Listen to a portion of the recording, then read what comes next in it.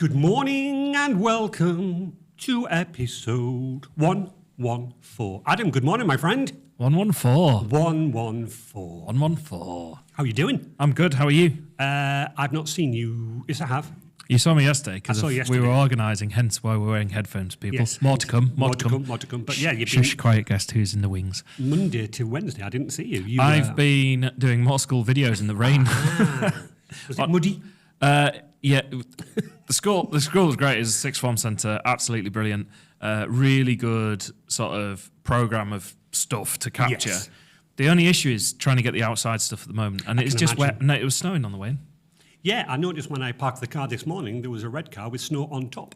Yeah, and I've rung someone this morning. They said, I'm just clearing the car off. I was like, oh, right. So I had a lovely conversation with one of my customers yesterday, and I had to wait for probably about 2 to 3 minutes because she was giggling uncontrollably. And I was saying, what's the weather like where you are? We've had 41 days of constant rain. I said, tell me, have you seen Noah and the Ark yet? Well, it's been like that, to be honest, honestly. So, we're for those that are not in the UK, it's very wet all the time, months. I'm sick of it, frankly. Yeah, exactly. And obviously I do a bit of coaching. I'm fed up of being stood outside in the rain. I'm just sick of it. I'm just over it. Like, I've got more to do this weekend, and I'm like, I don't want to do that. So yeah, but no, week's been really good. Media shoots, did, like I said, the sixth form centre, and then I went through and did some more corporate work for a client, fire doors, in their service. So like trying to capture all the elements for their marketing materials. So I had some different challenges, which was really good. Yeah. Had my head in a roof panel at one point. Why? To is that with shoot. Dan? Do you know with the roof panels? Yeah, is that with Dan? No, No, it isn't. This is someone else. So it was stick my head and the camera through the roof panels. Yeah. At them who also had their head through the roof panels. Very different. Never done that one. So that was a new experience. How's your week been? Silly busy. I can't remember whether it was this Monday where I suddenly ran down to you and I went, Substack, password breach. Yeah. Substack had a breach. I was banging on about it the other week. I've deleted my accounts. I was struggling for time. So Substack, I mean, it's a great platform. Been really impressed. Really is. But yeah, you ran down, so thank you for letting me know. So if you do use Substack, after I banged on about it last week, there's been a password breach. Careful, two-factor authentic. Luckily, you did have I two-factor. had everything in place. Absolutely right. And a unique password. Anyway, my friend, I am super soaked because we have got our guest on that was originally our very first guest, the 1st of December 2023. Hello, Hannah Worsley. Hello. Hello. A few years older then. 2023, Hannah. Goodness me, my lovely. Absolutely. What's happened since then? A lot has happened since then. For our listeners who may not have listened to that episode, would you like to introduce yourself and what your company does? So my name is Hannah, and my company is called Hannah Worsley Limited, so that's really original. I really went to town on that name. But I'm hoping that people are going to remember me, and that's hence why I chose that name, really. We often ask people how they came up with the name. Let's not ask Hannah. Okay, sorry. Carry on. Well, I did kind of go down like a rabbit warren of like really sort of quirky names, but then I was like, who's going to remember them? So hopefully people remember me because I'm memorable. That was kind of the logic behind my name. Yeah. Or boring, as some might call me, because I'm always the boring one that kind of like checks people in.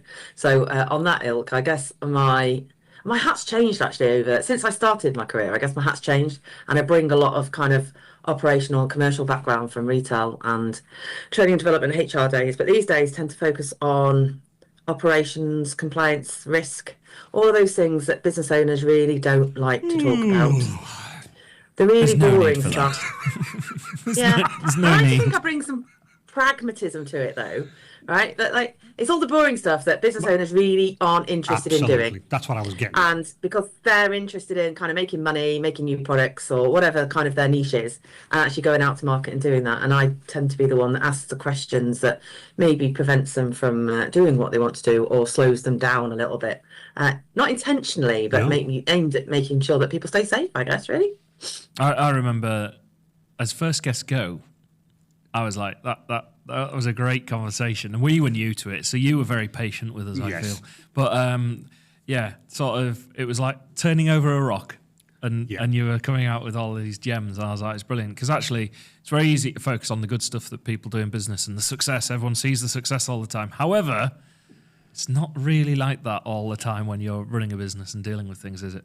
Well, I suppose it's like everything. You can continue your business, but let's say, unfortunately, like Substack, we were saying, they had a breach. Maybe some of the things that Hannah would have mentioned or spoken to them, they would have looked back, looked at their procedures, looked at their security, and that's what Hannah's all about. And God bless, she's right. It's the boring, mundane rubbish, but actually, it's the foundation of your business, because once it cracks, oops. Yeah, absolutely. So I'm interested to know, since we saw you 2 years ago, which seems crazy, was it 2 years ago? 1st of December 2023. Okay, so just over 2 years. Just over. So since we saw you then, how's business been? What have you been up to? What projects are you working on? So I have a few hats, actually. So as always, I work across a different number of sectors. So I work with one business that kind of work within the property sector. I do a lot of work with them, and that is predominantly looking at how we automate actually a lot of their administration processes, how we streamline, how we get rid of emails. Honestly, they are the bane of my life. Emails, we just get hundreds of them every day. We drown in emails. You're singing to the choir here. Yeah, like honestly, but then actually, if you don't get an email, people have now moved to WhatsApp or Teams messages. So I guess it's all noise that comes at you, and actually, then you've got hundreds of notifications coming toward you. I'm going a bit off piece again. So what I've been focusing on. Go for it. I've been looking at. Go for it. I've been working on things like that. I am currently on an AI builder course because I feel like I need to upskill myself. Wow. And I went in thinking I was going to be a bit dumb on this course, really, to be honest, because I don't really think I've got much AI knowledge. But I actually came out of the first session thinking I felt quite a lot more of a guru than most people sat in the session. Yeah. But again, I stuck my hand up and was like, what about GDPR? And there was sort of that tumbleweed moment around the room where everybody kind of looked around and went, well, what do you mean by that? So we can explore that later on. Yes. But a lot of these, AI in America, depends where you want your information to be. I think there's also a lack of education in terms of you can't just stick business critical information into your ChatGPT of choice and then hope that that information isn't necessarily going to be used for something that you didn't intend it. And I think there's a wide piece to be discussed there. I'm going to get Andy to read something because this is very relevant. Read the subject line just there, please, on that email. I've had this morning or overnight. Oh, he's got his glasses on. There we go. The subject line. Yeah. Information Commissioners Office Renewals Reminder. Yeah. What do you think that is? That is you're contacting the ICO. Yeah. So renewing with the ICO. Renewing with the ICO. And you just talked about GDPR, and you've maybe gone, I need to. So that's on my hit list. It's set to renew. But I think these are the things, and you sort of immediately hit the nail on the head with AI and everything else. There's immediately a huge sort of data. When GDPR came in, I was sort of working on it. I was working on the policies, and I had to brief people on what we were going to do. And that reaction that you just described when you mentioned GDPR was really kind of the norm, because I had to do it at multiple events in terms of how, what's a data processor and what's, all this sort of stuff. No, absolutely. And maybe a question for Hannah. What I find interesting, so I'm not naming anybody, I'm not saying, but I work with, obviously, lots and lots of different companies, and then somebody says to me, I'm currently using this tool to help me. It's saving me hours a week. And I'm like, great. I go onto their website and I'm like, did you realize all the data's stored in America? And, so Hannah, question for you. Are you finding that a lot? I don't think it's done in any malicious way. They're just thinking there's a great tool to help me with my work, but actually they probably haven't done their due diligence. Is that fair to say? I don't think people know that they need to do their due diligence. I don't actually think... I mean, it's as basic as that. I don't think people realise they see something that's shiny. They see an app that takes stuff away from them. I don't think people realise the danger of tech. Like 2FA has been around a long time. How many people still don't use 2FA? I love that. The danger of tech. The danger. The danger. The danger. TV advert if I want to scare everybody. Absolutely. Hannah Worsley describes the danger. That's the title, Lena. There you go. But I think you're right, though. You're right. 100%. People don't even think What surprises me is that these tech platforms, unlike Microsoft, which obviously you are very familiar with, Anna, when you first sign up, they force you, or we force you if you're on there. But the amount of platforms that are out there now that just, there you go, username and password, you're in. They think 2FA is a secondary thing. And this stems from people's personal lives, right? So whether Facebook, Instagram, TikTok, whatever your like social platform of choice, LinkedIn, some of them possibly force it now, right? But actually the number of people that do not have 2FA on Facebook, right? And then they go, I've been hacked and I can't get it back. I'm like, well, did you not have 2FA on it? Well, no, didn't know I needed to. Yeah. And so I think there's a massive lack of understanding of the risks that people have. My parents are locked down to an inch of their lives. I have to authenticate everything for them, right? You open the door, you need the code on Hannah's phone. Can I leave the house, you need the code on. They are safe. Can I make a cup of tea? Code please, on Hannah's phone. Just 2 seconds.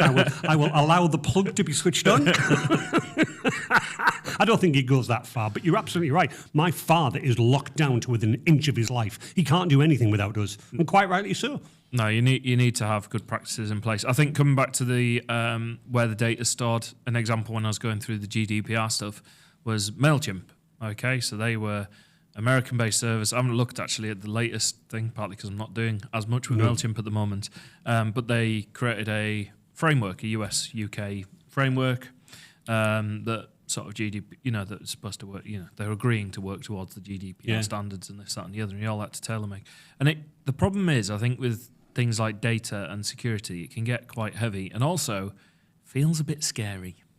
Well, Hannah hit the nail on the head about the danger of tech. I believe, and I've people out there prove me wrong, when you sign up for Dropbox, free version, by default, unless you specifically ask that all of your files are stored in the US.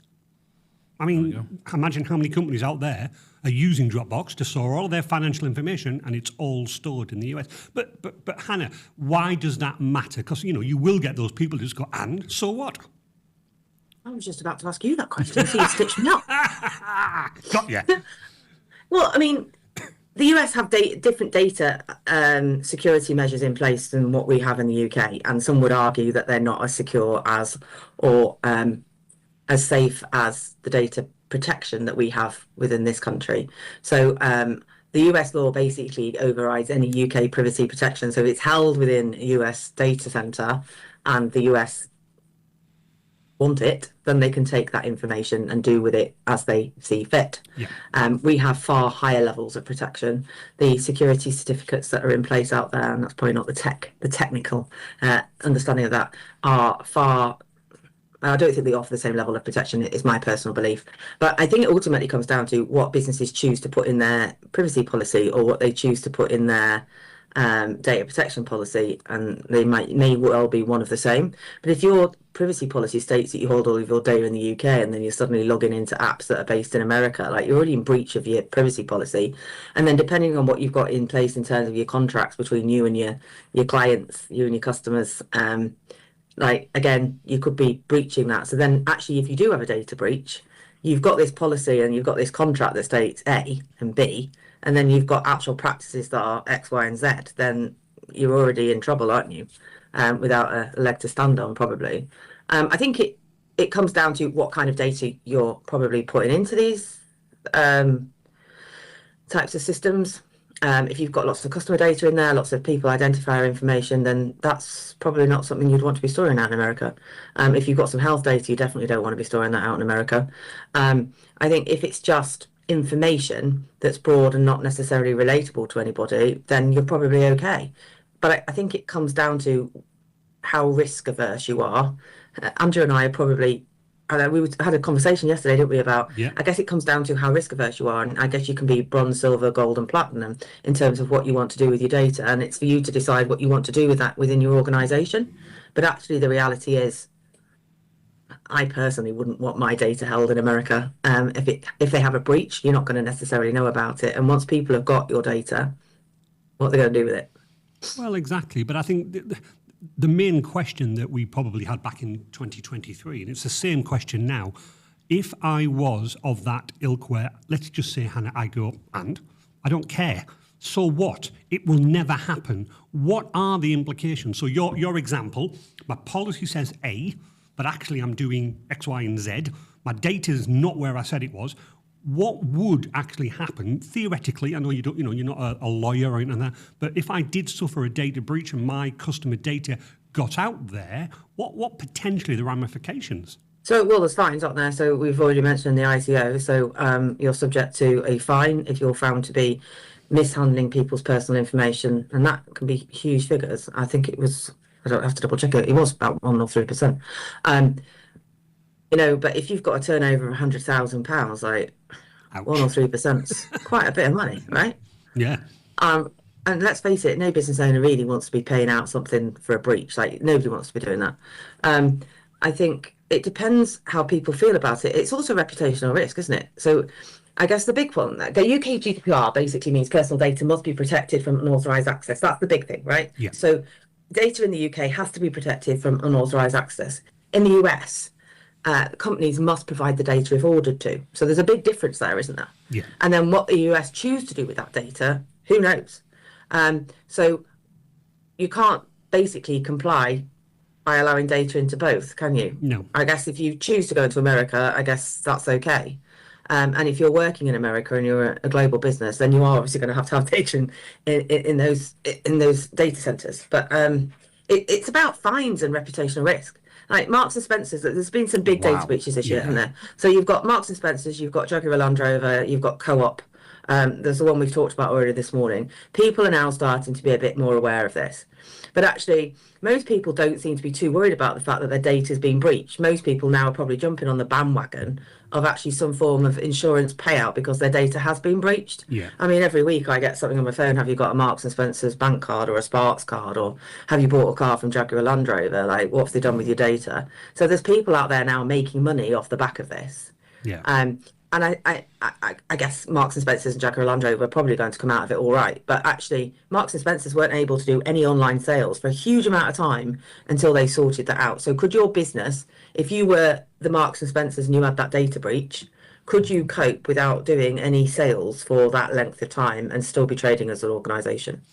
I don't think you could, and obviously no disrespect to the Marks and Spencers, but they are a huge company. They had the, if you like, reserves of money. Because Hannah's right, I think it was something like 90 days or something like that.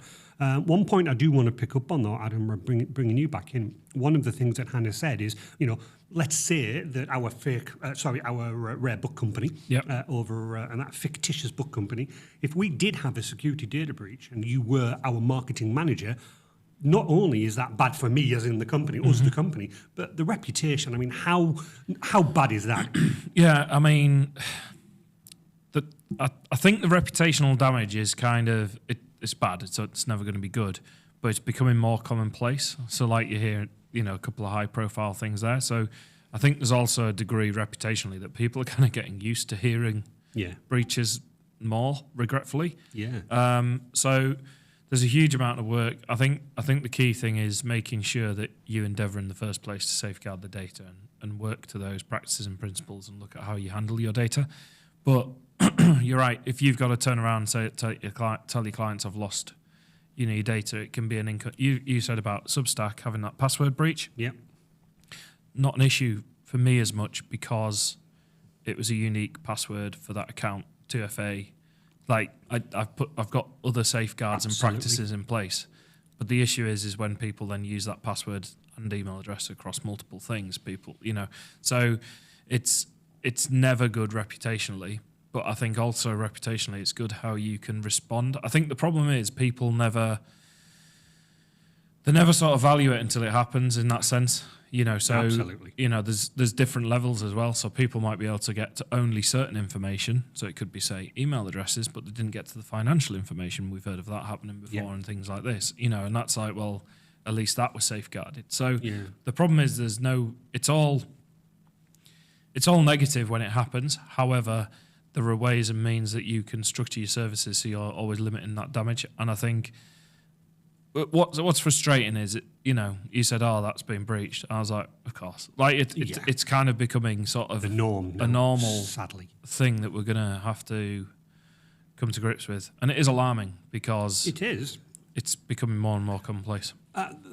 Again, the odd thing is, and Hannah, you must see this because you were saying that you work with a number of different companies. I still find I'm genuinely amazed when I get a brand new customer, maybe I'm introduced to them, and I start asking those questions like, do you have an IT code policy? Do you have this? Do you have that? To me, respectfully, it just seems to be the last thing on the owner's minds. I think there's a wider problem though with this actually. So historically we've worked on a laptop computer, it doesn't really matter what it is, like device of choice. But now everything's in the cloud. That's really difficult to lock down. So what's to stop me if I've got some form of dashboard that I log into on my work computer, which everybody has, hopefully, should be working on a work computer. I'm assuming that basic practice is in place, right? But what's to stop me when I get home to go, I might just go and log on to that when I get home because I want to do a bit of work on my home computer. Yeah. And how does that company then know? So you've got to have trust then, haven't you, between you and your employee? And I'm not suggesting you shouldn't trust your employees, but there's also got to be a level of question about what happens if you have an employee that goes rogue? Yes. How do you prevent that? And what information have they got access to through your systems? So if you've got multiple systems that you're accessing, it doesn't really matter where the data is held at this point, right? But actually, if people are then able to access those systems at home, what can they download? So have they got your clients list? What damage would that do to you? Have they got your financial records that they can download? What damage would that do to you? Have they got some trade secrets in terms of what your product is? Could they download that and do something with it themselves? And what damage could that do to your business in terms of reputation, trade, and anything else? Because actually, I think that's actually where a lot of the problems sit, isn't it? I mean, a lot of people might have multiple employees. Do they actually have them all connected on a network, a virtual network, so that they all talk to each other, they're all updated? Do we make sure that like the security patches on these devices are all updated? Because I know, again, this is really boring stuff, but actually, if you haven't got your security patches up to date, then actually you've got a greater chance of being hacked, or you've got a greater chance of having some form of data breach.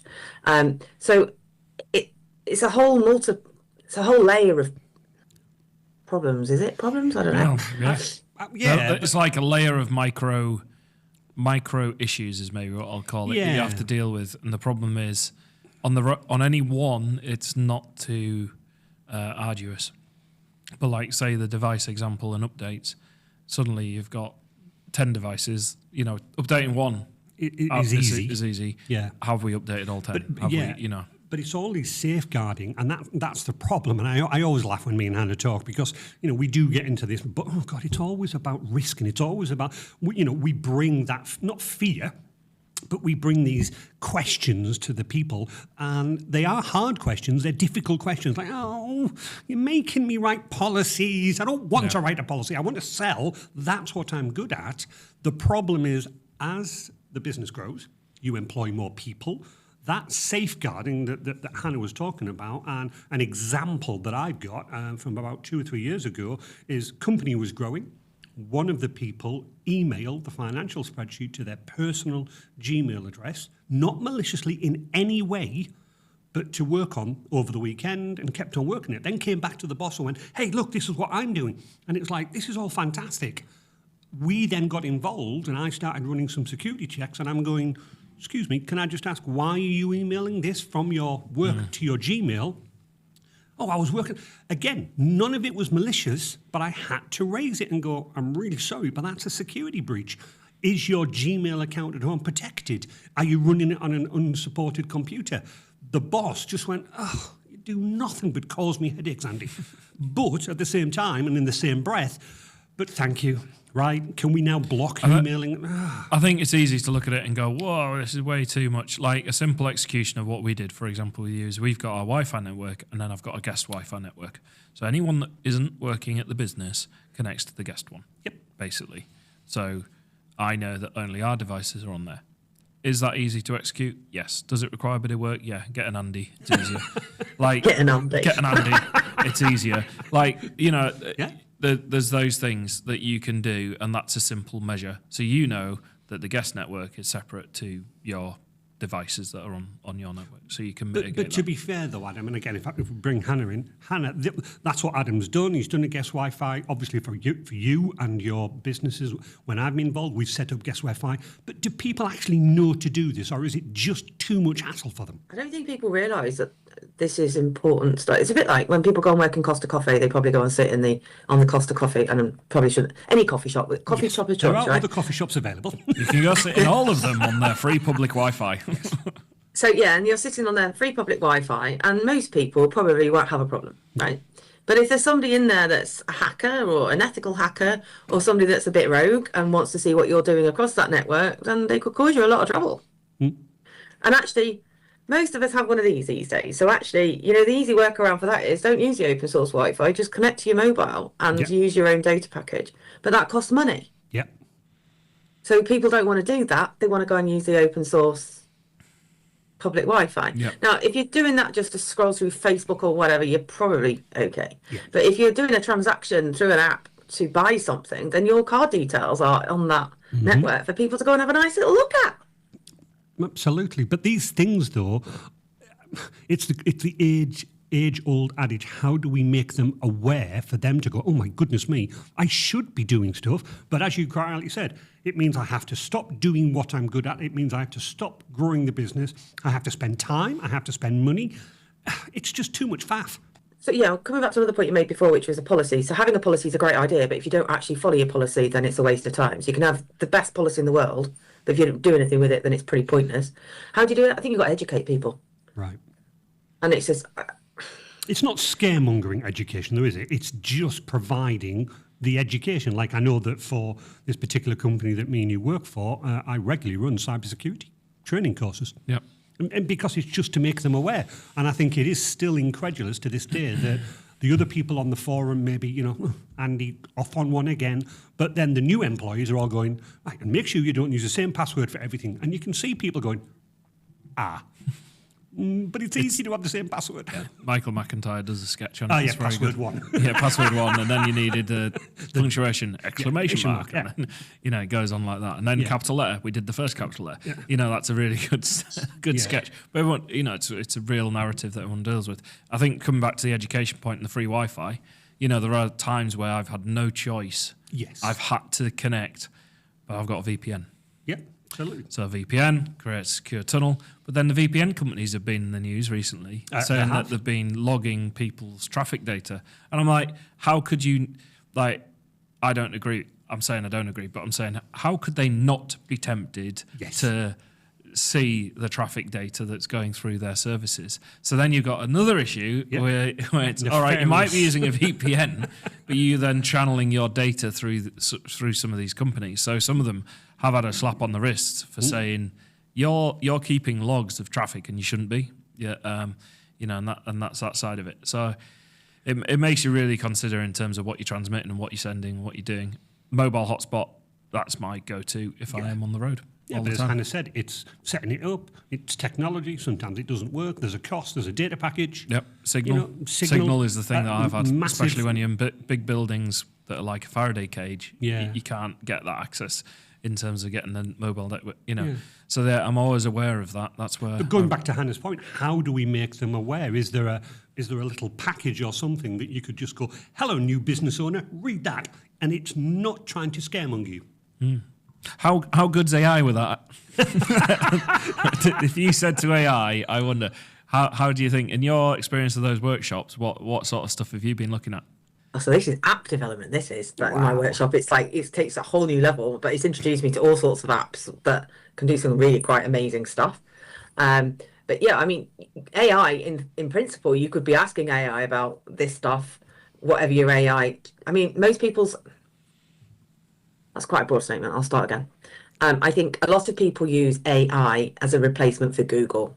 Yes. Yeah, I'm definitely seeing that. Yeah. And at times I'm using it to see what it spits out. Not that I'm necessarily using it because I want to use it, but I'm going, what? Because I know full well, because Google now gives you the AI overview at the top of search results. By default. So I'm like, what's it saying there? And then there are sources that you can click on and go to, but I am sort of looking at that.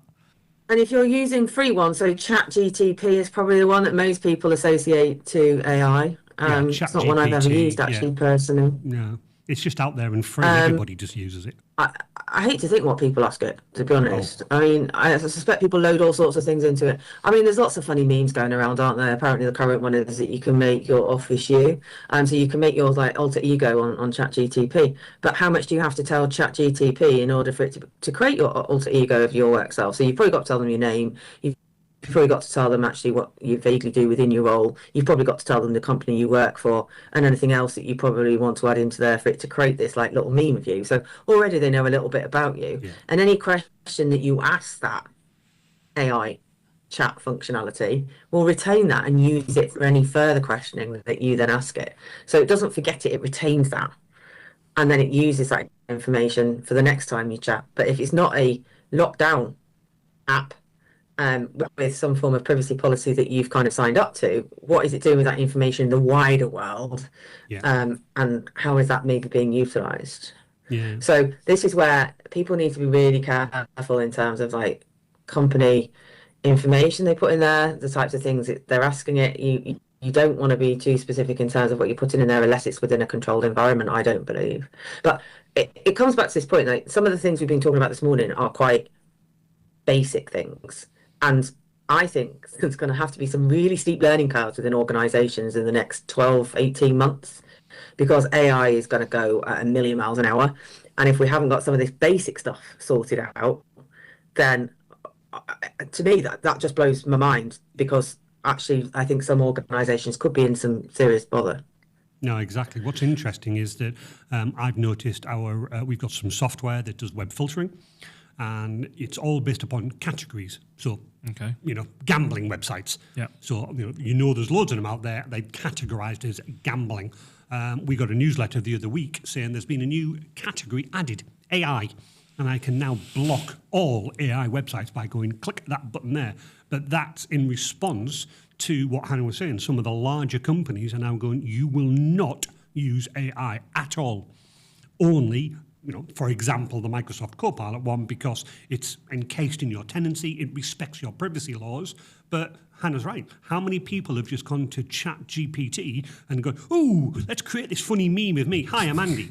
I work at Resilient Business Systems. Okay, well, there's 2 things I've given it. I work as an IT MSP. Well, there's 3 things I'm giving it. I'm currently aged 50, blah, blah. Well, there's 4. My concern is the scraping that AI might be able to do on the internet. So with Copilot, you can go use the internet as a source, or use your work. So you can be going, tell me the last email I sent to Andy. Yeah. Where are we up to? Do I have any jobs? That's quite a practical use. The thing is, the AI can see all of that data as well. So that's the other challenge of it.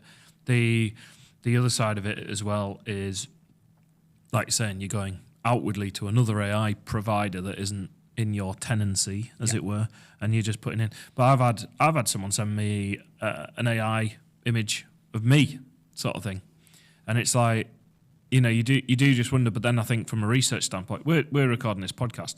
Is there anything to stop AI going and listening to the podcast, or just taking the transcripts and reading them at speed, harvesting the information? There's a whole host of stuff that needs to be sort of resolved and understood. Yeah, I mean, yeah, and I think it was Grok that has just been taken into the SpaceX business, I believe, absolutely, because they're going to be using it for that. But then there are the interesting applications. So medical data, you talked about that before. They've got special cases of data that you need to handle differently. We had a client who wanted an inquiry form, and I said, I do not want to do it this way because we don't want to see that data. We shouldn't see that data. We don't need to handle that data. So we looked at an alternate means that just plugged them straight into the client. Then we had no sight of that, if that makes sense. However, medical professions, there's been, they're using AI to look at scans and things like that. Yeah, breakthrough technology. Absolutely. So fantastic. I think it's not all doom and gloom, we need to remember, but in terms of general day-to-day application, it's certainly something people need to consider. But it goes back to Hannah's role. It's all about that risk. And certainly, I think over the last 12 months, we have been resilient and been asked, can I have an AI policy? And again, do you see that, Hannah? I mean, again, I think people do need an AI policy, but I think the problem is AI has kind of come up, hasn't it, in the background, and all of a sudden it's now being talked about by everybody. So, yeah, people do need a policy, but again, the policy is only good if people actually follow it. But I mean, there is some great stuff coming out from AI. I was in the news last night. There's a hospital, can't remember which one, that are now using AI to actually fill operating rooms that basically where people don't turn up or if they've got a gap all of a sudden to actually bring people in quickly. So Yeah. operations can happen quickly to clear down lists.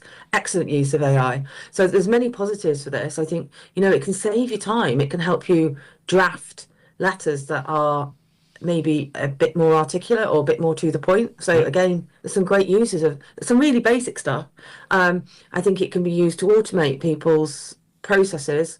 Again, fantastic, because actually, if you've then got your staff doing something that's maybe front facing, actually, and getting rid of some of the bogged down stuff in the background, it probably actually helps you with the retention of your staff as well. So I think I've maybe come across as sort of like sounding like the fun police, but I do think like there's components of this that really need to be taken seriously. But I'm also quite excited by actually what it brings, and I think if organisations don't get on board with it, they're going to be left behind. Yeah, I agree. You've got to grasp AI. But what was interesting is we were talking yesterday, myself and Hannah, and I think it's right. Is this right, Hannah? On this AI course, these people are on the AI course with Hannah, and you mentioned Copilot, and somebody went, "What's that?" So I find it odd. They're in the AI platform saying, "What about it?" But yet you've not heard of Copilot. In fairness, when I did the Pascal Fintoni workshop, he started saying things like Claude. Yeah, I hadn't used that. Anthropic. Yeah, there was loads. And I was like, okay, I don't know these. Yeah. And they all have a slightly different angle and a different interest in terms of what they're doing. So yeah, there's a huge amount of it's almost like the gold rush of IT at the moment, I suppose, AI in terms of the top dogs producing. There's got to be a point where I believe AI will either break us because we're running far, far, far too fast at it, or we will just let it, it'll become the fad and go, yeah, whatever. It's part of everyday life now. I don't know. I think what Pascal said was right, that 20%. I've said this a few times now. He was saying find the 20% it can do for you, rather than it won't do the 80% for you, but it might help collate some data. Well, if we talk to, we'll not mention the company name, Hannah, but obviously the work that me and you have been doing in terms of Resilient, along with Darren at Metal Cloud, we're using AI phenomenally for you. Yeah, on really simple stuff, but actually what you also then need to be aware of is actually where it brings back inaccuracies as well. So you've got to know, I think there's a bit of a naivety in terms of people think that you can just use AI and get away with not doing a lot. And you probably can to a certain extent for a period of time, not sure of the organisation that we're referring to, right? But I think you can probably get away with that for so long, but you've got to be aware of what it's pumping back at you. Because if you don't know what it's pumping back at you, one, you could look very stupid. Two, it could be inaccurate because it doesn't always get it right either. So you've got to be aware of like your subject matter to enable you to kind of make sure that that's correct. But yeah, I mean, it's streamlining processes in the organisation we're referring to. It's speeding things up and it's making quite big cost savings as well. Yeah, it is.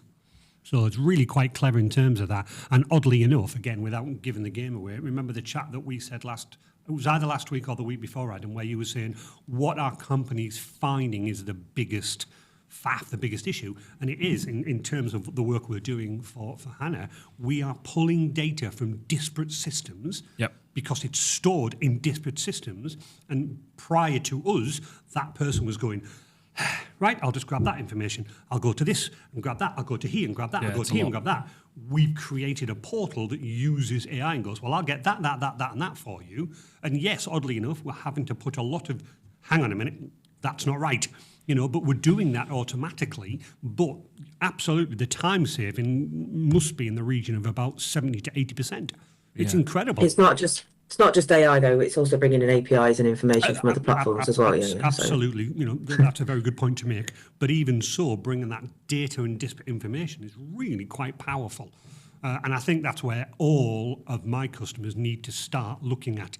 Yeah, knocking somewhere. Somebody coming in. I heard knocking. I don't know whether that came through on the mic. Did it come through on the mics? I thought it was Lena going, come on. But yeah, it's pulling all of that disparate information together. And I think, again, 2 episodes ago, that's the biggest focus for my customers now. Andy, help me streamline I think the biggest challenge I struggle with is time. Yeah. For me, all the time. into time all the time, is because it's like a time, I've got a meeting after this to look at the software we're using and, I'm making decisions on that.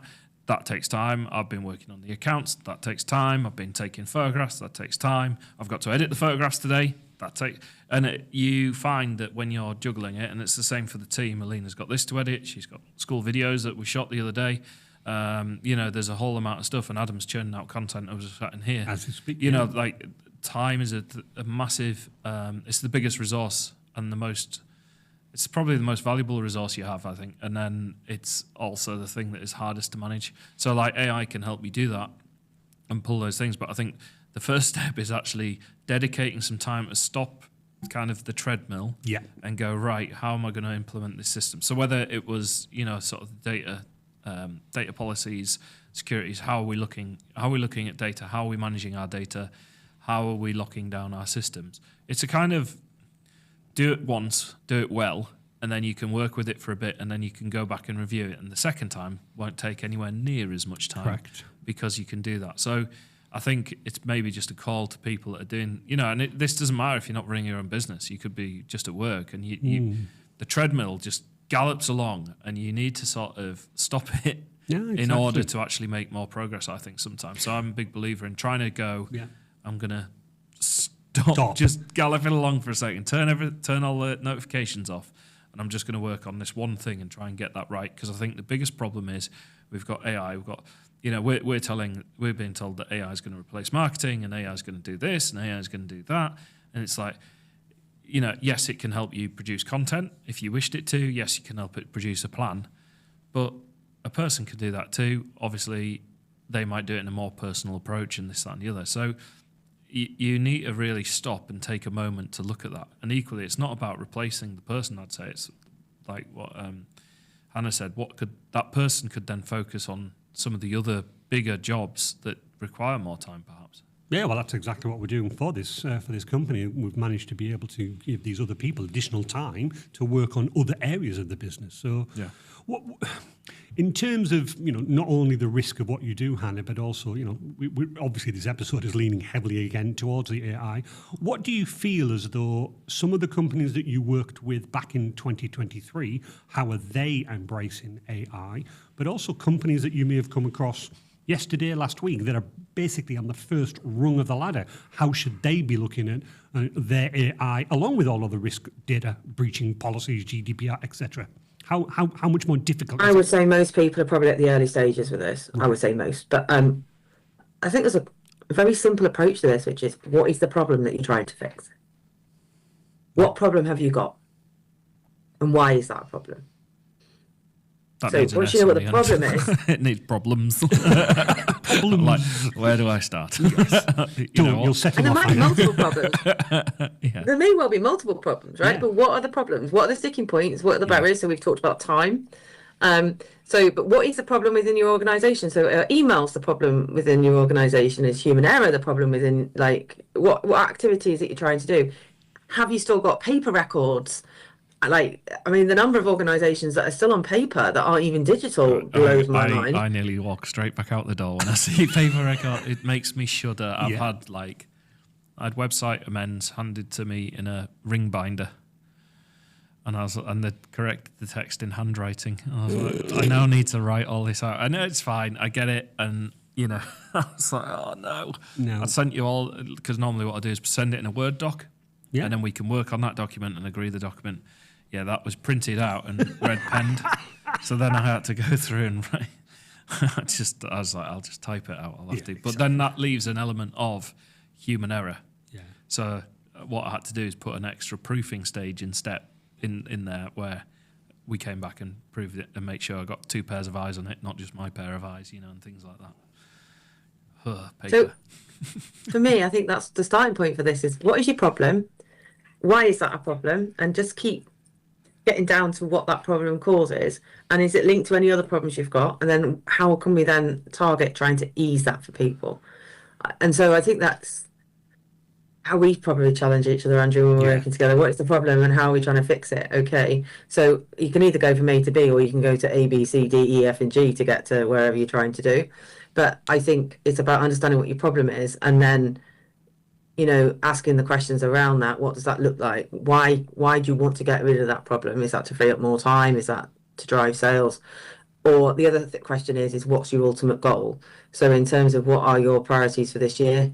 Is that increasing sales? Is that whatever that might be? Is that actually giving yourself a Wednesday afternoon off to go and play golf? Whatever that might be, like it doesn't really matter. But what are your goals and what you're trying to achieve? Because that comes back to your problem. So it's either bad diary management, and that's true of some people. But actually, I can relate. I think, we're most of us are probably time poor all of the time because actually it comes back to that point I made at the beginning. Information comes at us in all sorts of directions. So people send you a Teams message, can you do this? You've got an email coming through, then you've got a phone call, you've got a WhatsApp, you've got a text message, whatever like platform of choice. But then how do you remember all of that at any given time? I've just remembered something that came in yesterday afternoon. And you've not actioned it. Yeah, I will be. Yeah, I will be. But yeah, that's helpful there. Yeah, but that's a prime example because I was on the road. I saw it on the move because we're connected on the world. It's brilliant. I've developed a bit of a system, but I've realised my system's let me down here. I normally mark it as unread again. Yeah, like to do that. Absolutely. So you've just prompted me with that. One of the nice things I know with working with Hannah, as she said earlier on, emails, Hannah, they're just the devil's work. And one of the things that we've tried to do within it's this company's portal is remove the emails. And it's always, I remember Hannah's wording, single source of truth. And then all you use the email to do is to flag that go look in the portal. But the portal's got everything. The emailer is just that jogger, and you don't need to remember it, you don't need to delete it, you don't need to read it. It's like, oh, I better go to the portal. And we've probably reduced I would say, a hefty amount of emails in that current portal, and we're looking to do it even more, aren't we? Oh, absolutely, yeah, and it's about growth, isn't it, ultimately? Yeah. And you're still going to need humans. I think there's a fear, isn't there, if we break too much technology, humans are going to get rid of. You still need humans, but those humans can work on something slightly more exciting than probably emails. Yeah, I think it's about streamlining for me, but it's also about moving things around. I still think what we've done there is very simple, and actually probably is true of what most organisations probably need in terms of entry point. And I just think people, too much information is thrown at us, but I think we've also become a society where we expect an instant answer as well. Yeah. Nobody wants to wait for anything. So gone is the day where you put a letter in the post box and have to wait 2 days to get the letter and have a look at that, right? We've gone to the other extreme now. If you've not got a response within 2 minutes, like people are having a meltdown because they've not had a response within 2 minutes. So there is that fine balance, isn't there? I'm not very good at coming back in 2 minutes, as I'm sure knows, but I've measured that expectation. But it's all on a scale as well, because what's important to that person at that moment isn't necessarily important to the other person that's working on that. And I have to be quite regimented because I have 17 email accounts. Probably why I hate emails. Oh, right? Really? Because of GDPR, and it all has to be separated out. But then it's a destination choice. Yeah. Right? So, but I could spend all day, every day on emails and not achieve anything, because every time you then sign up something, you get another blooming notification about an offer they've got on, or I've literally unsubscribed from things where I've gone, oh, this platform's going to be great. I'm really looking forward to this, and then all it's done is email me. In the end, I've gone, I'm shutting the account because I'm fed up with and I've turned email notifications off, and they still go, oh yeah, this is to do with your service level, so we can email. All right, stop it. Just give me some room to. But just picking up on a point there, what Hannah said, it's really interesting. I've had the same conversation with another customer, and they're just like, we'd like this person to work for us. They're not on a permanent basis, so they're just like third party. Can they use their own email address? No, absolutely not. You need to keep it in your domain. You need to keep it in with your tenancy. The problem is when you're an MSP like me, or when you're working with multiple customers like Hannah, you suddenly end up having 17 email addresses. So this is the problem when I get involved in like community stuff, because everyone's got like a volunteer. Everyone's volunteering and they're helping out, and they're all doing a wonderful job. They are. And then it's I've worked with a few, and I've also been part of a few where it's like, where's the information for this? And it'll be like there's some information in one person's house about one thing in a folder. There's something in somebody else's house, and I'm like, oh my word! Like and the business head on me is going, you need Teams or something where we can do this. The problem is, again, before I bring Hannah back in, because this is something that I've only recently turned off for a customer, for the right reasons. It's a voluntary business. They have trustees. Absolutely right. You know, they do a fantastic job. They're doing it free of charge. We've given them a domain-based email address for this company, for this trust. And that person then went into the email and did an auto-forward to their Gmail account because they've only got one inbox to... Yeah. I totally get it. But when I found out, I was like, I'm really sorry. I'm going to block you from... I'm the trustee. And I'm going, yes, but I'm the IT company responsible for security. Yeah. Long, difficult conversation, and blessing me back down when I get it, Andy. I'll just log into my emails. But again, Hannah, it's that whole faff, isn't it? It's like, but it's so much easier just to have one inbox, but actually auto-forwarding from the domain into a personal, that's just waiting. That's an accident waiting to be happening. It's a risk breach waiting to be happening. And you're right. I mean, I'm currently volunteering for a private members club, and it's all with good intentions. They've got a couple of paid staff, a lot of volunteers, all doing things. It's all with good intentions. It doesn't come from a bad place. No, absolutely. But people are using personal emails, forwarding stuff on, and I'm sitting there going, okay, which battle am I going to battle first? And so I have learned to kind of like sit on my tongue, really, and I'm just listening at the moment. And it doesn't come from a bad place. It also, quite often, volunteers are slightly older, and I'm really not being ageist there at all, because they have more time, probably. And so that comes with probably slightly, in some cases, slightly less able in terms of technology than some other people. My dad's just been asked to organise the Crown Green bowling team, right?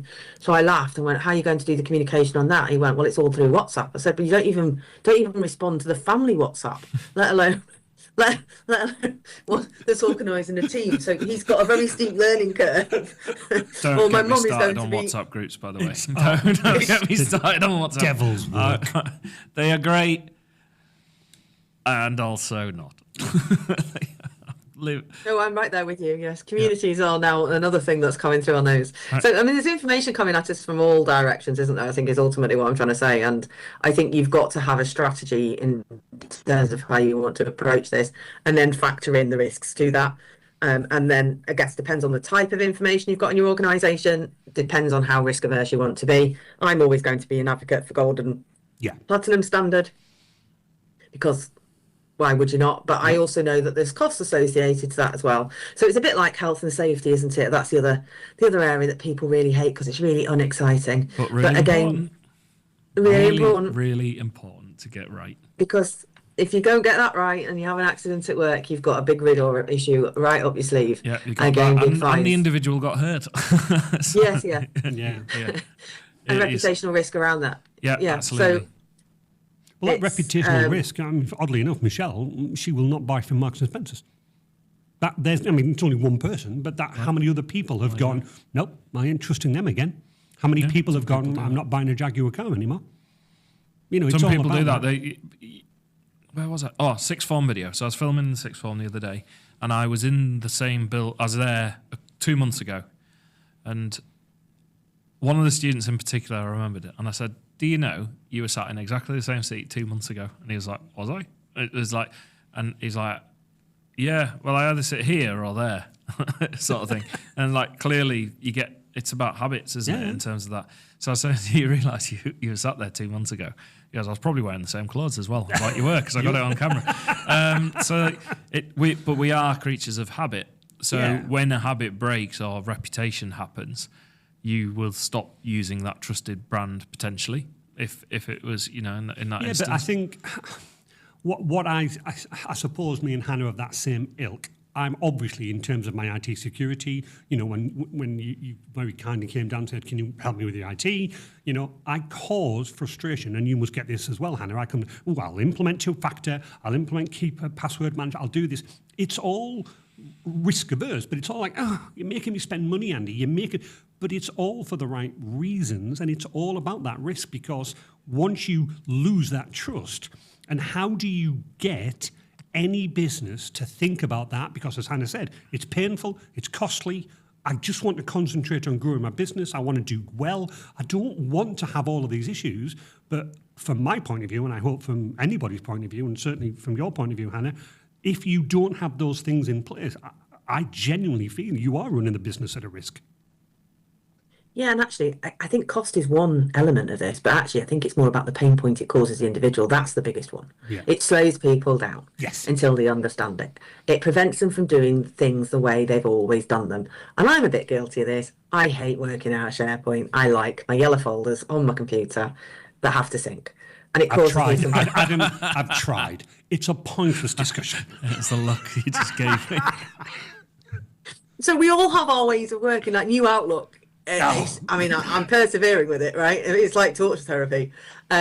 So we all have ways of doing things, a bit like there's probably certain ways we all cook a spaghetti bolognese. Some people will do it one way and some people will do it another way. It doesn't necessarily mean the spaghetti bolognese is any worse than the other person's. It just might be a slightly different approach. But it's about pain points, isn't it? But actually, I think once you've got rid of those pain points and people understand and they persevere with it, actually they can come out the other side. You can see how much time people have got back. It's short-term pain for long-term gain, really. Change is the thing that actually really interests me, because especially in marketing, on the comms side of things, I've often had to communicate change. Like, here's the changes that are being made, or and change is usually met with an immediate pushback, because it's like, this is what I do, this is how I do it. So it's really important to get the communications right. A good example would be, you go on one of your courses next time. Was it in person that you do your courses? No, it's all online. So it's 4 hours twice a week plus 4 hours homework a week. So it's quite a big commitment. So imagine an in-person course, though. Here's the prime example. In-person course, everyone arrives, sits down in the room. You get to lunch break and everyone goes out on the lunch break. And let's say you took all your belongings with you because the room wasn't secure. When you come back in, if you went and sat in a different chair where somebody was sat, there's no reason really why you can't. But it's kind of unspoken. Yeah, it is. And then when that person would walk in and you're sat in their chair, which they don't actually own, you do it. So I think I always think of that as a really good example. Yeah. If you go, if everyone's always sat in the same chairs, and you go, I'm just going to sit there to see what people do, and I have done this a little bit. It's an interesting experiment to see, because you arrive to a new place, you go, I sit here. Cool, I'm sat here. You might sit there for an hour and then you'd leave. And then if someone comes and sits in your seat again, you're kind of like, that's where I was sitting. Yeah. It's really interesting. And I always think about that with sort of managing change and how you're dealing with it. And often when you're asking people to do IT systems and use new IT systems, that's, they've got their way, like you're saying about your folders. It's a really interesting way of doing it. Yeah. I am conscious of the time, so... probably to put you on the spot, Hannah, in terms of your business and what you do, what are the key things that people should be looking for in 2026? Obviously, we've spoke about AI coming rapidly up, but what other things do you feel as though they should be doing in terms of risk management? You need a strategy for it, don't you? There we go. One word, strategy. What's your strategy? You need a strategy for it. And that you can then choose what level of, and that might be a 12-month strategy, it might be a 5-year strategy, but you need a strategy for it. And that will then look at all the different components, won't it? But I think you also need to do an audit. So the other word is audit. And you might need to do the audit to enable the strategy. So actually, do you know what the problems are? Do you know who's accessing what? What restrictions have you got in place? If you were to lose certain information out of your business, what would that mean? Not necessarily like as in a data breach, but if that was to go into the wrong hands, what problem could that cause? So are you aware of how your IT systems are working? Have you done an audit of that? Do you need some help with that? Because that's something we can both do, right? Because actually sometimes you need somebody to ask you the awkward questions because you never ask yourself those awkward questions. No, it's too hard to ask them. It's a good exercise. And we don't do it, Miles. No. We don't do it because nobody wants to ask themselves an awkward question because it's just pain, isn't it? Right? Yeah. Oh. Nobody wants to cause themselves pain, but short-term pain for long-term gain because it's a preventative measure. So yeah, it's an audit, it's a strategy, and it's actually getting somebody to ask you those challenging questions. Which is exactly what Hannah does. And this is where people then go, right, so what's my return on investment? Yes. And it's like, no. It's about setting up the systems in order to, like when I moved over to Teams and the IT system and all this sort of stuff, My IT now is toe-to-toe with all the big companies. We're a small company. It is toe-to-toe and of the same level in terms of when we're working with them. Yeah. And I'm like, I don't even think about the bill every month in terms of cost and this, that, and the other, because actually what it offers us is robust, thorough, and gives us what we need. So I think what I would say is about setting your standard. So if you're trying to justify a return on investment for doing this sort of stuff, there could be, because you could be fined. The idea is you don't get fined. But return on investment, you don't attribute. But it's about setting the standard, making your life easier. I get that, but it's peace of mind, and I think, again, when Hannah Worsley set up the company, very kindly came to Resilient, can you look after me? So there's a cost that most companies, most single business owners would go, but why? I can go to Currys, I can buy a PC, I can do whatever, I can get on with it. But Hannah had that forethought, if you like. No, I need my computer. I want industrial antivirus. I want this. I want Teams. I want Microsoft. Two-factor, all of that thing. But it's a cost.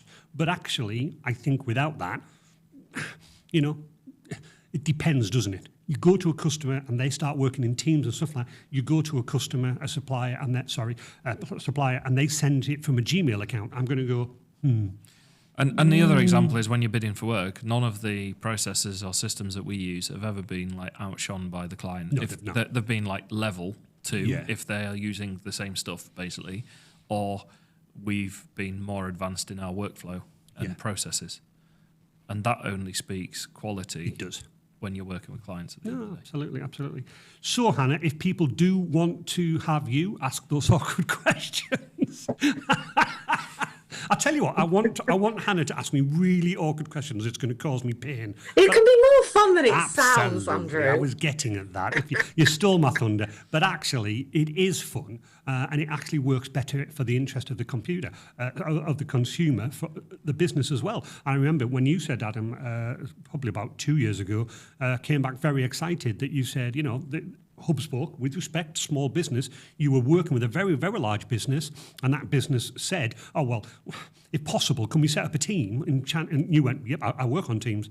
And you were saying, the guy went, oh, fantastic. Yeah, I showed them what to do. Yeah, absolutely. But that gives confidence to those things. Yeah. So sorry, Hannah, how can people get hold of you? What's your website? What's your email address? So my website is www.hannahworsley.com. Very original. Never would have guessed that. Funnily enough, my email is hannah@hannahworsley.com. And that's HANNAH WORSLEY. Those are the best ways to get hold of me. I'm not going to plaster my mobile number across this one, but if somebody emails me, I can happily arrange a call. I'm a big believer in actually speaking to people as well. Obviously, email's a great way of kind of coming through to me. You can also kind of contact me via my website as well. You're on LinkedIn as well and stuff like that, aren't you? I am on LinkedIn, yeah. So again, Hannah Worsley's on LinkedIn.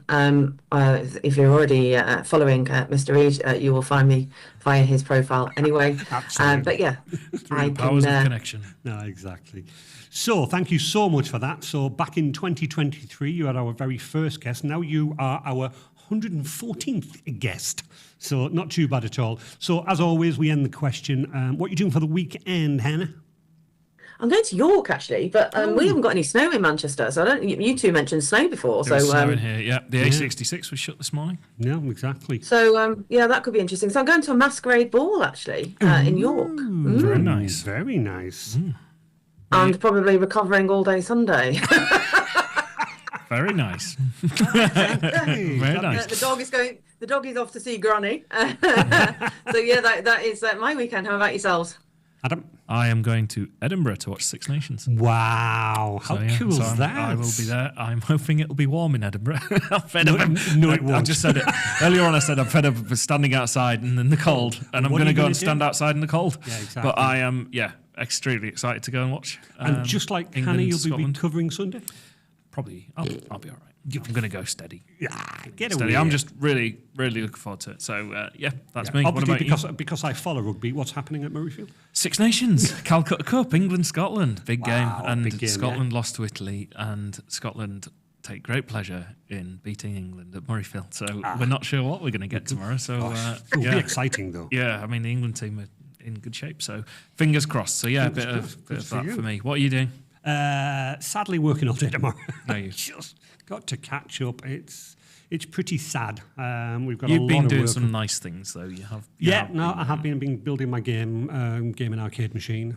I think I've got a photograph of my gaming rig set up on my desk now. So I've got that. I'll show you that later. But yeah, so that's going to be Saturday. Obviously, taking the lovely Michelle out for a Valentine's meal on tomorrow night. Yes. So, yes, Valentine's. I know, the Calcutta Cup really stitched me up with Valentine's this year. Yeah, exactly. Curry's already had a word with me. Yeah, I'm not surprised. She hasn't actually made reference to it. So just wait. Yeah. Just you wait. I know. Yeah. I know. Yeah, exactly. Sorry, I'm now getting phone calls. Yeah, no, not a problem. But yeah, thank you, Hannah, so much for that. It's been really good to catch up with you again.